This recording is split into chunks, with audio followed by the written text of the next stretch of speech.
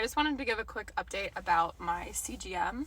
It's been 1 week since I started wearing it. So I just wanted to go over different patterns that I noticed throughout the last week and just like any adjustments that I plan to make going forward. So overall, it looks like my blood sugar response is pretty good. The main thing I was worried about was being very insulin resistant, and from the patterns that I was seeing, it doesn't really seem like I'm super insulin resistant. In fact, it looked like every time I would eat carbs, especially with a balanced meal, that the spikes that I was seeing were pretty normal, and then my body would absorb all of the glucose and then it would just gradually go back down. There was no like elevated spikes for hours and hours or super low dips. I did test a few different times just eating straight up just carbs with no fat protein to see if that would like really throw it off, and there was only one time where my glucose went like above 150. So overall, I'm very pleasantly surprised by that.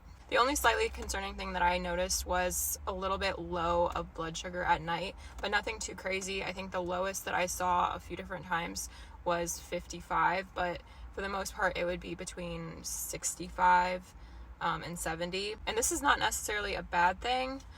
I did try it a few different times eating a meal like closer, like a snack or a meal closer to bedtime, and it still happened. So I don't know, maybe my body is just optimized and kind of going into that fasted state where it can have lower blood sugar. I'm not too sure, but from the research I was doing, it doesn't seem to be like it's for a concerning reason. But yeah, overall, I don't really plan to change too much dietary wise because some of the tests that I did weren't really realistic. It was just to see like how far I could push my body and what would happen. Like one time I tried sourdough bread plain with butter, and I had nothing else before, and sure enough, it like spiked my glucose above the healthy range, but it wasn't even extreme. So that's a really good sign that I did push myself on a few different tests and I didn't go up to like the 200s or anything like that. So overall, I think I'm in a pretty good place with my blood sugar. I think I'll just continue doing more tests. So yeah, this has been really helpful to, again, give me a lot of clarity with things that I thought might be hurting me that aren't really affecting me as much as I thought.